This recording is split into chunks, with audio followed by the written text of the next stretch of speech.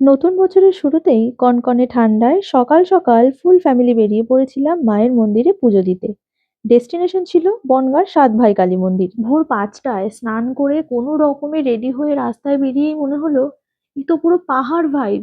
চারিদিকটা কুয়াশায় পুরো সাদা হয়ে রয়েছে। ট্রেনটা মিস করিনি, এই যা কপাল। সত্যি বলতে ট্রেনের বাইরের পরিবেশটা লাগছিল অপূর্ব সুন্দর। গান বাজনা শুনতে শুনতে পৌঁছে গেলাম বনগাঁ স্টেশন। সেখান থেকে টোটো ধরে প্রায় ১৫ মিনিটের রাস্তা। প্রায় ৩০০ থেকে ৪০০ বছর পুরনো এই সাতভাই কালী মন্দির কিন্তু বেশ জাগ্রত, এবং এই মন্দিরের প্রতিষ্ঠা নিয়েও লোকমুখে প্রচলিত বেশ কিছু ঘটনা অনেক দূর রয়েছে। থেকে বহু ভক্তের ভিড় হয় এই মন্দিরে।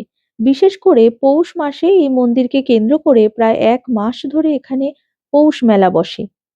সারা সপ্তাহ পুজো হলেও শনি ও মঙ্গলবার মায়ের মন্দিরের ভিড় সব থেকে বেশি হয়। আমরা গিয়েছিলাম রবিবার, তাই খুব একটা ভিড়ে পড়তে হয়নি। সুন্দর করে মায়ের পুজো সেরে আমরা বেরিয়ে পড়েছিলাম চারপাশটা একটু ঘুরে দেখতে। মন্দিরের লোকেশনটা কিন্তু অসাধারণ।